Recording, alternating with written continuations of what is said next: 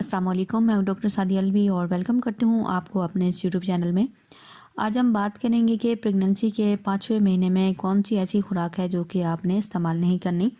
तो अगर अभी तक मेरा ये चैनल आपने सब्सक्राइब नहीं किया तो कर लीजिए और साथ ही बेल का बटन आपने प्रेस कर लेना है ताकि मेरी आने वाली वीडियो आप तक पहुँचती रहे। सबसे पहली चीज़ जो कि आपने इस्तेमाल नहीं करनी वो हमारे पास है कार्बोनेटेड ड्रिंक्स। ये वो ड्रिंक्स होते हैं जिनको अगर आप खोलें तो उनके ऊपर झाग आ जाती है, जैसे कि कोल्ड ड्रिंक्स हो गए, क्योंकि इसके अंदर एक तो शुगर पाई जाती है और अनहेल्दी कैलोरीज पाई जाती हैं और कैफीन पाई जाती है, जिसका नुकसान ना सिर्फ आपको उठाना पड़ता है बल्कि आपका जो आने वाला बेबी है उसकी भी सेहत के लिए ये जो ड्रिंक्स होते हैं कार्बोनेटेड ड्रिंक्स ये बहुत ही ख़तरनाक साबित होते हैं। तो कोशिश करें कि इस तरह के कोई भी ड्रिंक्स आपने इस्तेमाल नहीं करने। नंबर 2 हमारे पास है कि कुछ ऐसे फल और सब्जियां जो कि आपने इस्तेमाल नहीं करनी। फलों में आपने अनानास का इस्तेमाल नहीं करना और इसी के साथ ही आपने जो है पपीते का जो इस्तेमाल है वो नहीं करना और बंद गोभी आपने इस्तेमाल नहीं करनी, मुलट्ठी आपने इस्तेमाल नहीं करनी, क्योंकि ये चीज़ें ऐसा करेंगी कि आपकी जो यूट्राइन की कॉन्ट्रैक्शन है वो बढ़ा देंगी और आपका टाइम से पहले लेबर स्टार्ट हो जाएगा और आपका हमल ज़ाया हो जाता है। तो कोशिश करें कि इन सब्जियों को और इन फलों को आपने इस्तेमाल नहीं करना। नंबर 3 पे हमारे पास है कैफ़ीन। कैफ़ीन प्रेगनेंसी के दौरान इस्तेमाल करना बहुत ही नुकसानदेह है और वो चीज़ें जिनमें कैफ़ीन पाई जाती है कभी भी बहुत कम इस्तेमाल करें या कोशिश करें कि ना करें, जैसे कि चाय, कॉफ़ी या कोई भी ऐसी चीज़ जिसके अंदर कैफ़ीन है। कैफ़ीन का इस्तेमाल करके आपके अंदर बेचैनी होगी, आपको नींद नहीं आएगी, आपकी जो दिल की धड़कन है वो बढ़ जाएगी, आपको बेचैनी होगी, दिल में घबराहट शुरू हो जाएगी। इसी तरह जो है आपके बेबी को भी ये चीज़ें नुकसान देगी, आपका बच्चा जो है वो भी रेस्टलेस और बेचैन होगा। तो कोशिश करें कि जो चाय, कॉफ़ी और ऐसी चीज़ें जिनमें कैफ़ीन ज़्यादा पाई जाती है वो आपने इस्तेमाल नहीं करनी। नंबर 4 पे हमारे पास है कि स्मोक और रॉ सी फूड।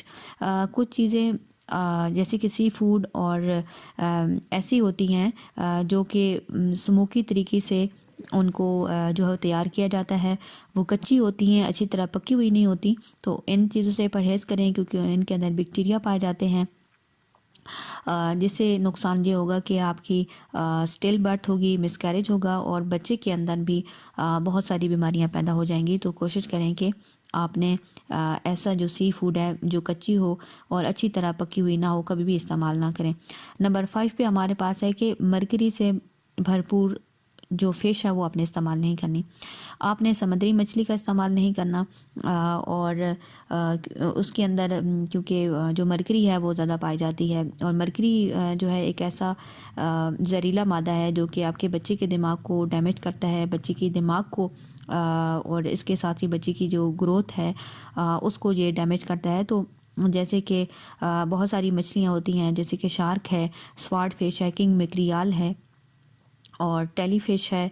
तो ये सारी की सारी चीज़ों में क्या होता है कि मरकरी ज़्यादा पाया जाता है। अगर आपने इस्तेमाल करनी है तो सालमन फ़िश का इस्तेमाल करें क्योंकि उसके अंदर मरकरी जो है वो नहीं पाया जाता। तो ऐसी मछली कभी भी ना लें जिसके अंदर मरकरी ज़्यादा पाई जाती है। नंबर 6 पे हमारे पास है कि कच्चा अंडा और कच्चा गोश्त। कच्चा अंडा जो है आपने इस्तेमाल नहीं करना क्योंकि इसके अंदर मुख्तलिफ़ किस्म के बैक्टीरिया पाए जाते हैं और अगर आप वो इस्तेमाल करेंगी तो आपके अंदर भी फूड पॉइजनिंग हो जाएगा।